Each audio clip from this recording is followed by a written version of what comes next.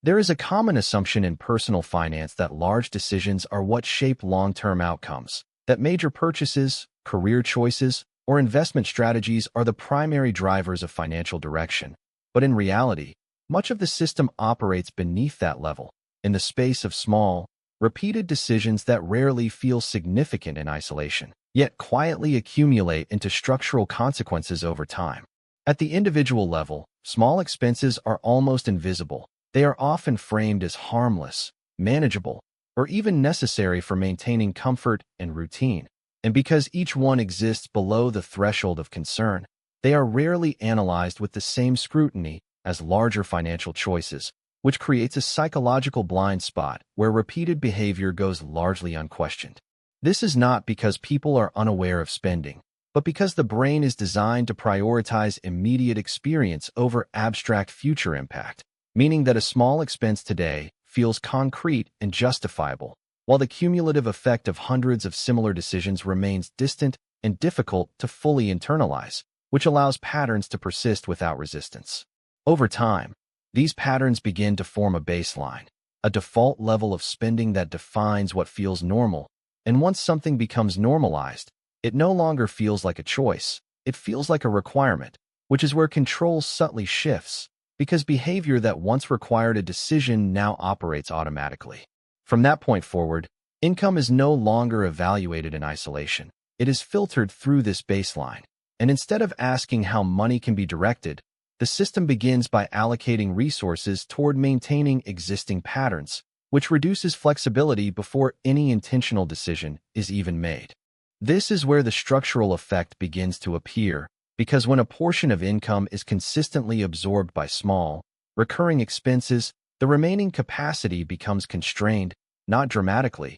but persistently. And that persistence is what shapes long-term outcomes more than any single event. To understand this more clearly, it helps to shift from thinking about expenses as isolated numbers and instead view them as part of a continuous system, where each repeated action contributes to a trajectory, and trajectories, unlike individual decisions, have direction, which means they compound over time in ways that are not immediately visible. If you consider a simple example where a small daily expense is repeated over months or years, the total is not just the sum of those purchases. It is the opportunity that those resources could have supported if they had been directed differently. And this introduces the concept of opportunity cost, which is often underestimated precisely because it does not appear as a direct loss. Mathematically, this is where the system becomes more interesting, because small consistent outflows create a form of negative compounding, where the impact is not linear but accumulative,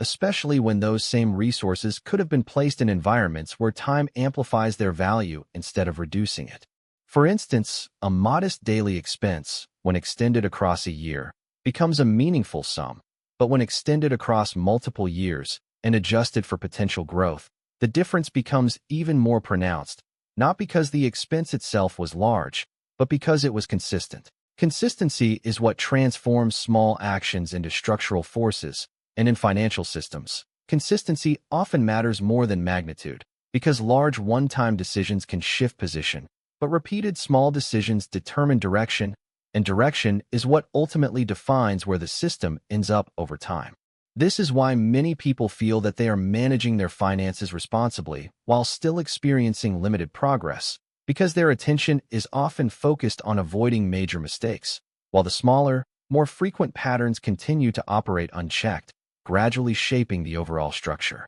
There is also a behavioral feedback loop involved, because once a certain level of spending becomes habitual, reducing it can feel like a loss, even if it objectively improves the system, and this perceived loss can create resistance, making it difficult to adjust patterns that have already been internalized. This resistance is not purely rational. It is rooted in how humans experience change, where the removal of a familiar behavior often carries more emotional weight than the addition of a beneficial one, which is why small expenses can maintain their influence even when their long-term impact is understood. At a broader level, this pattern reflects a common dynamic within economic systems, where accessibility and convenience encourage frequent low-level transactions, making it easier to distribute spending across time rather than concentrating it into visible decisions. And while this can increase comfort in the short term, it also reduces awareness of cumulative impact. Historically, similar patterns have emerged in different forms, where systems that reduce friction in spending tend to increase overall consumption, not through large shifts, but through small, repeated actions that gradually redefine normal behavior. And individuals operating within these systems often adapt without fully recognizing the long-term implications. This is where the idea of financial thresholds becomes relevant, because progress is not always continuous. It often depends on crossing specific points where enough resources have been retained or redirected to create new possibilities, and small expenses can delay or prevent reaching those thresholds by continuously absorbing the margin required to get there. In practical terms, this means that the difference between stagnation and progress is often not a dramatic change, but the presence or absence of a small buffer, a margin that allows for different decisions to exist, and that margin is frequently determined by patterns that seem insignificant on a daily basis. When that margin is absent, the system operates in a constrained state, where income is largely consumed by maintaining existing patterns, leaving little room for adjustment. And in that environment, even minor disruptions can create pressure, reinforcing the need to maintain the same behaviors. On the other hand, when small adjustments begin to accumulate in the opposite direction, when expenses are slightly reduced or redirected consistently, the system gradually shifts, not through sudden transformation, but through incremental expansion of capacity, which over time creates space for new decisions. This is where the concept of control becomes more precise, because control is not about eliminating all small expenses, but about understanding their role within the system and deciding which ones align with long-term direction and which ones simply maintain the status quo. As this awareness develops, behavior begins to change, not through restriction, but through selection, where each small decision is evaluated not only by its immediate effect,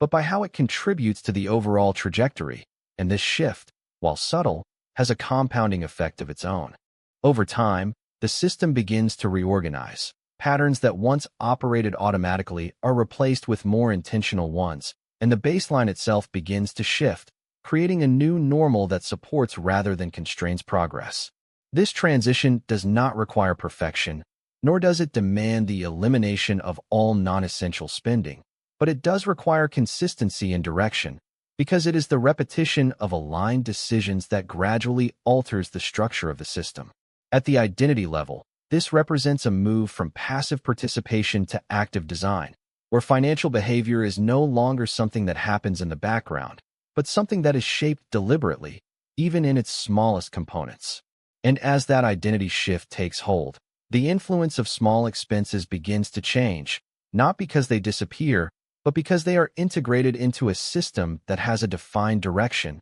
where each decision, regardless of size, contributes to a broader structure rather than operating in isolation. Eventually, this leads to a point where the system itself becomes more stable and more flexible at the same time, because resources are no longer dispersed without intention, and instead, they are allocated in a way that preserves both present functionality and future potential. This is the underlying reason why small expenses have such a powerful influence over long-term outcomes, not because any single one is significant, but because together, they form the structure through which all financial decisions must pass. And once that structure is understood, it becomes possible to adjust it in a way that gradually shifts the entire trajectory over time. And even beyond this structural shift, there is another layer that begins to emerge, one that is less visible but equally influential, and that is the way small expenses shape perception itself. Because over time, repeated spending patterns do not just affect numbers.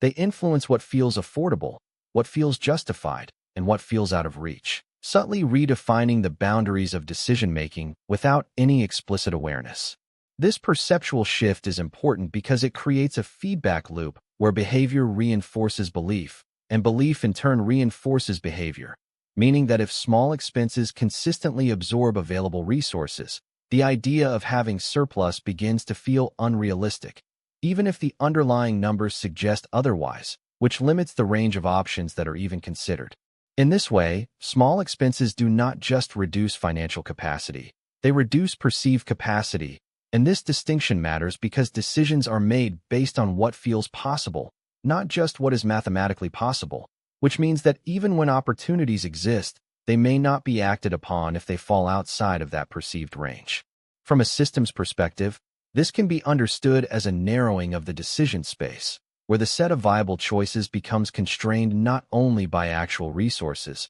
but by the internal model of those resources, and once that space is reduced, the system tends to operate within a limited loop, repeating similar patterns without significant deviation. This is why the process of change often feels disproportionate to the actual numbers involved, because adjusting small expenses is not just about altering cash flow, it is about expanding the perceived range of possibilities, which requires both behavioral consistency and cognitive adaptation over time. As this expansion begins to occur, even gradually, the system starts to exhibit different properties, because with a slightly larger margin, decisions that were previously unavailable begin to enter consideration, and this introduces variation into the system, which is necessary for any meaningful change in trajectory. Variation, in this context, is what allows the system to explore new directions, whether that involves reallocating resources, delaying certain forms of consumption, or introducing new forms of investment.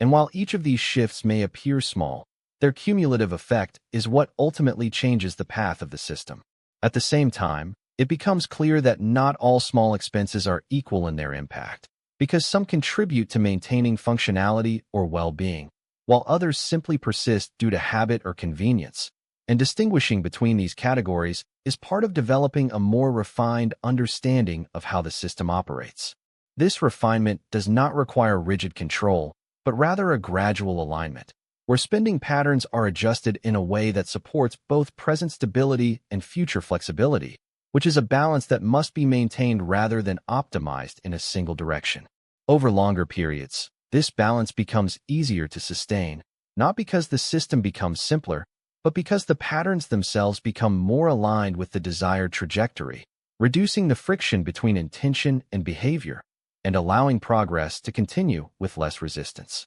There is also a temporal dimension to consider, because small expenses affect not only the amount of money available, but the timing of when resources become available, and timing plays a critical role in financial systems, as certain opportunities require resources to be accessible at specific moments, and consistent outflows can delay or prevent those moments from occurring.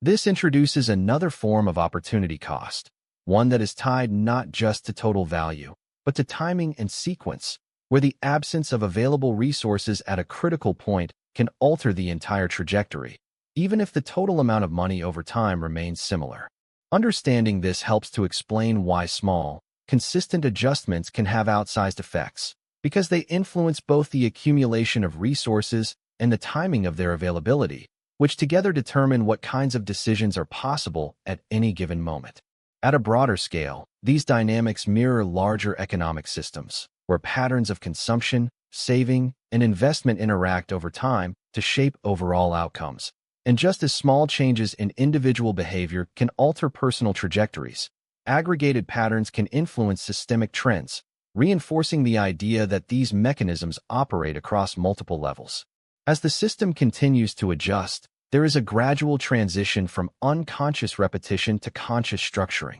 where decisions are no longer driven primarily by habit, but by an awareness of how each action fits within a larger framework, and this awareness itself becomes a stabilizing force, reducing the likelihood of reverting to patterns that constrain progress. This does not eliminate variability or uncertainty, but it changes how they are managed, because with a clearer structure in place, fluctuations can be absorbed without significantly altering direction, allowing the system to remain stable even as conditions change. In the end, the influence of small expenses is not defined by their size, but by their consistency, their integration into daily behavior, and their interaction with time. And once those elements are understood, it becomes possible to reshape the system gradually, not through drastic measures, but through steady adjustments that align short-term actions with long-term direction. And when that alignment is maintained, even imperfectly, the trajectory begins to shift, and over time, the same mechanisms that once limited progress begin to support it,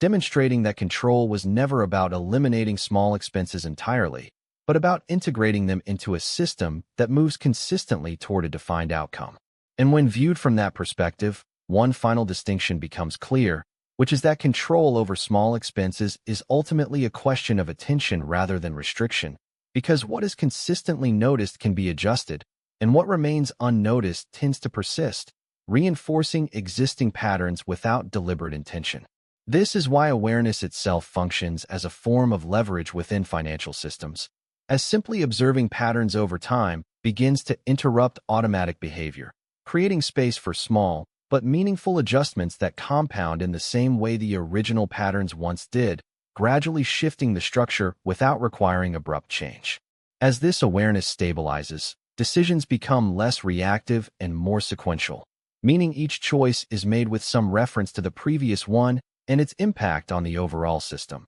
which introduces continuity into behavior and reduces the fragmentation that often leads to inefficiency. In that sense, the long-term influence of small expenses is not just about what is spent, but about how consistently decisions align with a broader direction, because alignment over time is what transforms isolated actions into a coherent system, and once that system is in place, outcomes begin to follow its structure rather than diverge from it. So rather than viewing small expenses as obstacles to eliminate, it becomes more accurate to see them as signals within a larger framework, indicators of how resources are being directed on a daily basis, and by adjusting those signals gradually, the entire trajectory can be reshaped in a way that remains stable.